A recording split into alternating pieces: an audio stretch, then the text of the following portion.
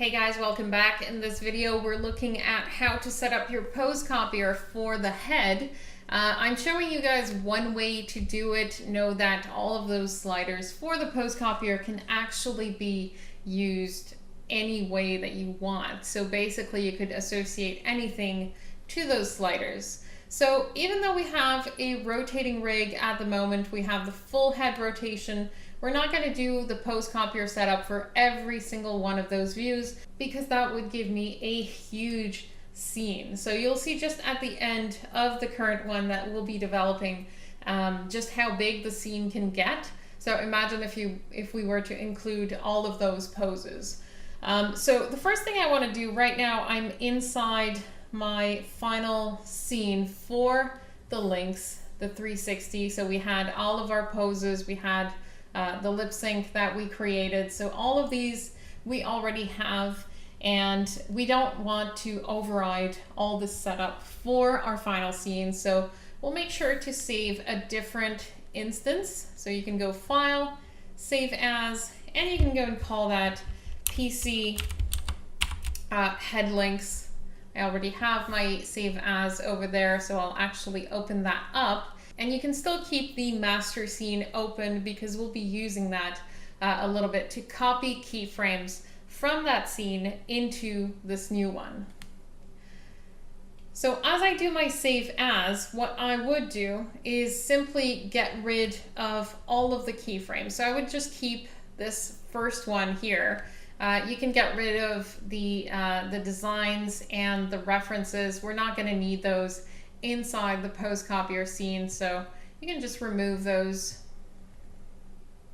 like so and keep just the character.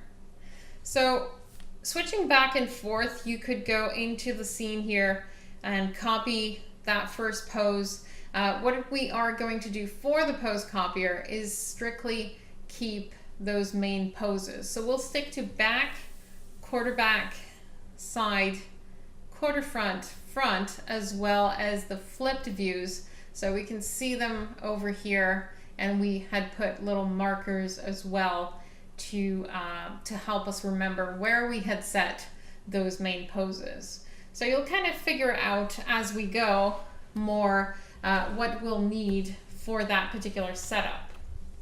So this scene here, I already have the full setup. I'm just going to explain briefly what we did to get to that point.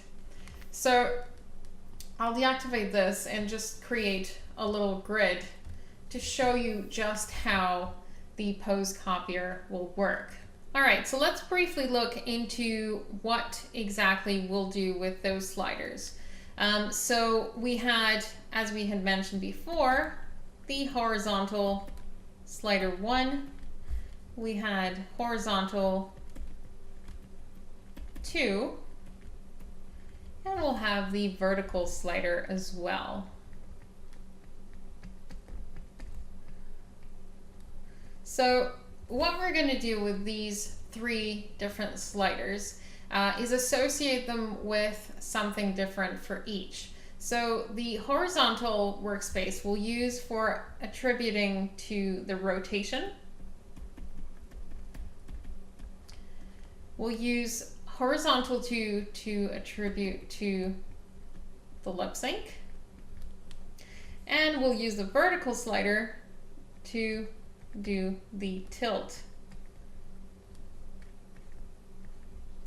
So using these 3, I'm going to need to kind of map that across my entire timeline, making sure that I don't lose any information along the way.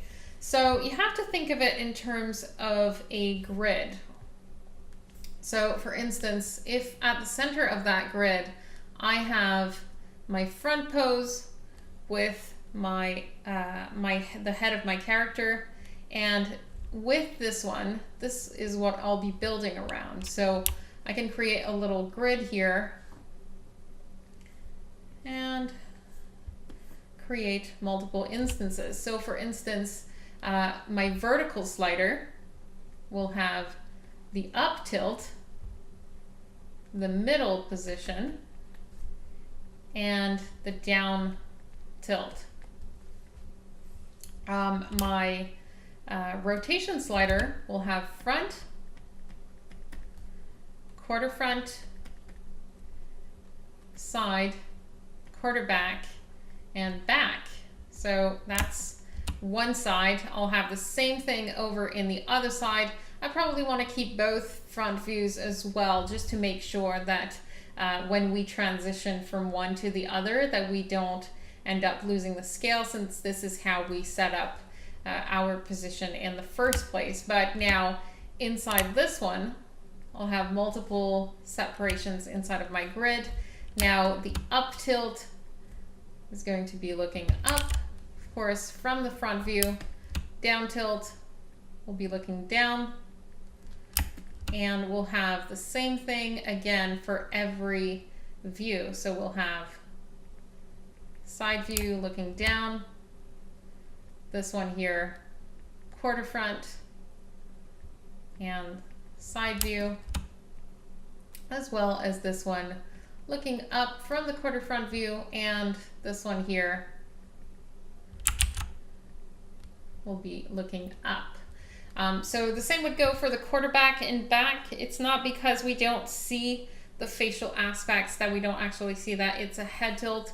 We'll want to keep that same hierarchy through and through within our scene setup here. So that's the main idea behind it.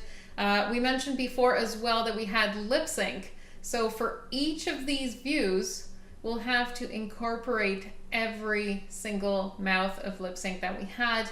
And ideally we want to have the same amount for all of these. So it's all about consistency and being able to use those sliders on all of the different views that we have here. So if you only had lip sync for this one, you wouldn't be able to access it, and you'd have empty frames onto the other aspects of the folder.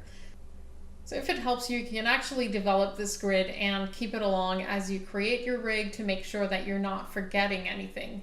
It's actually something that's quite useful if you're more visual and want to keep track of those things to make sure you haven't forgotten anything.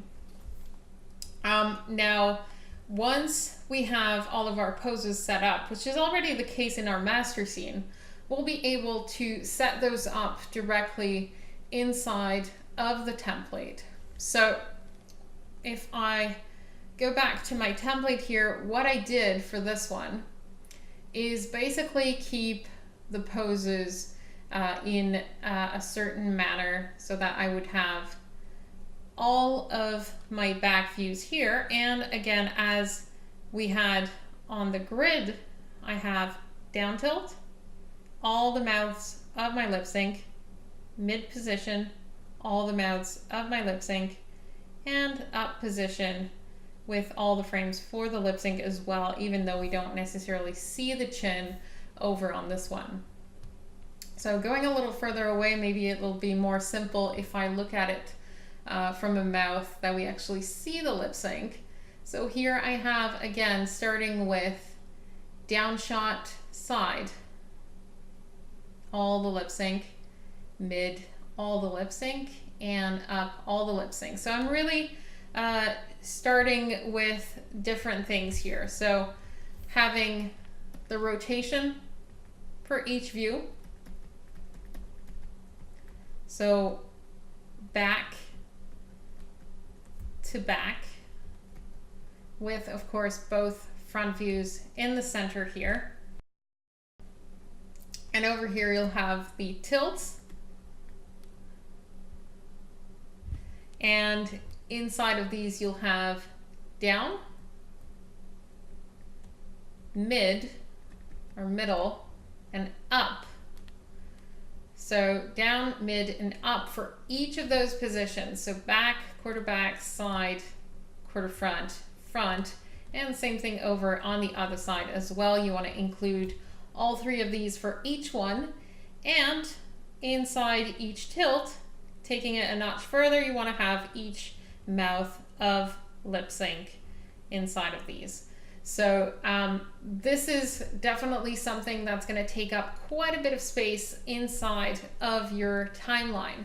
So you want to make sure that this is going to be quite a long scene. As you can see, I've set up mine and it's all the way up to 540 frames. So this is really to ensure that we get access to everything. Luckily enough though, we already have most of those poses set up already inside of our master template that we had created for the rotating rig. So inside of here, I did just that. I set up the entire back view with all 3 head tilts and lip sync, and same goes for every other view inside the rig, as you can see here. So we just have the full head rotation because the pose copier again is not going to create any of those information for you. If you wanted to have the head looking to the right, you need to have it directly inside the pose copier like this, otherwise you will have to flip it inside of your scene. So stay tuned for the next video, guys. We'll see how to set up the guide layers, and everything is going to start making more sense as to how we incorporate those inside of our template. See you guys there.